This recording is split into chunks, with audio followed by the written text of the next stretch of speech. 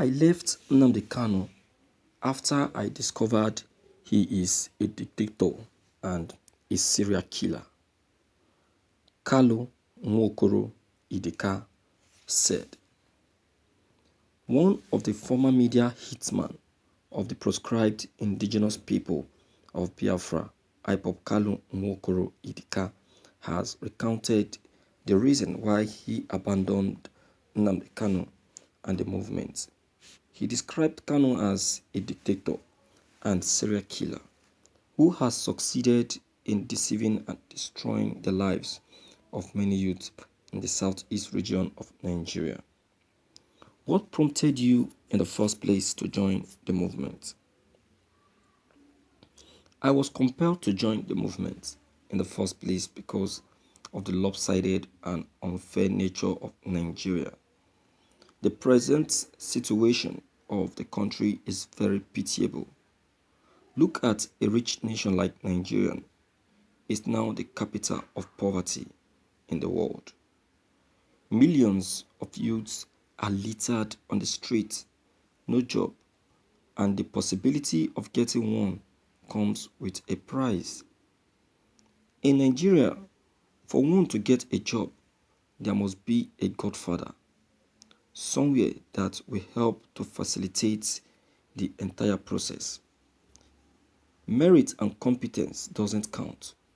So when Nnamdi Kanu appeared with his gospel of Biafra and how it will restore, I thought there could be possibility and also there could be possible liberation from it, so I decided to test the content of his message. Though it took me time to accept it considering our past experience with Masob. What role did you play in the movement?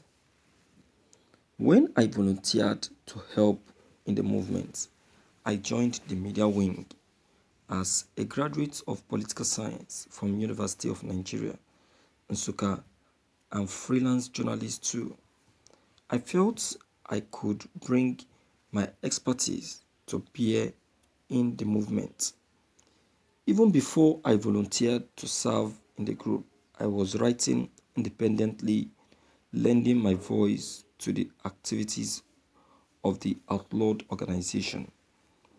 I decided to participate fully after Nnamdi Kanu was restored in Lagos.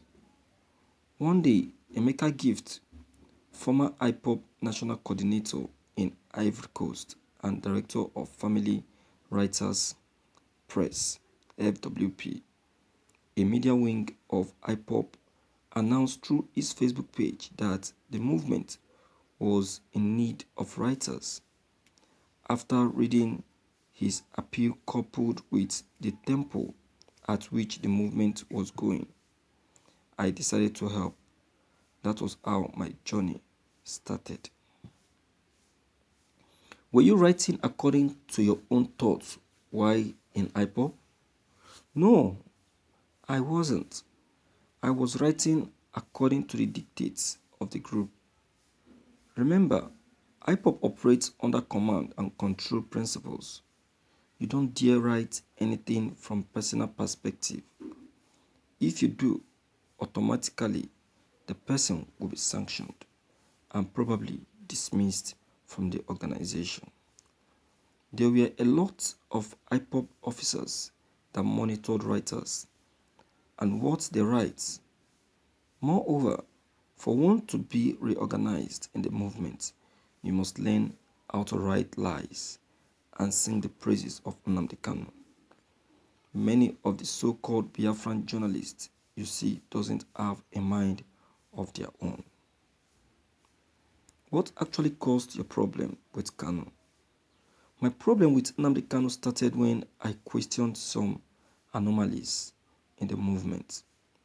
You know, Kanu made himself in a way that no one makes the mistake of questioning whatsoever decision it takes in the group.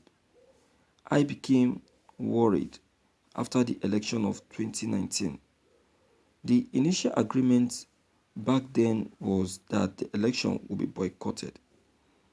A press statement was issued by IPOB's publicity secretary, Emma Powerful, urging the people of Southeast to cheer up for possible referendum.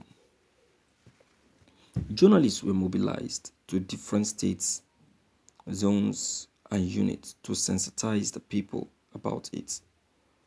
Unfortunately, when we got to the peak of the whole campaign, Nnamdi Kanu suddenly made a revise and suspended the boycott through Radio Biafra. Not only that, he lied to our people that the terms and conditions of IPOB had been met, which was signed, sealed, and delivered. Our people were asked to go and vote when millions of voters' cards were already abandoned at various INEC offices across the region, all in the name of election boycott and referendum. How will they vote without voters' card? Kanu never thought about that damage. Some of us decided not to ask questions at that very time. The few of us who became infuriated over the decision of Kanu decided to wait for the election to be over, which we did. When I finally asked the powers that be the content of the deal that was signed, boom, attacks were coming from every angle.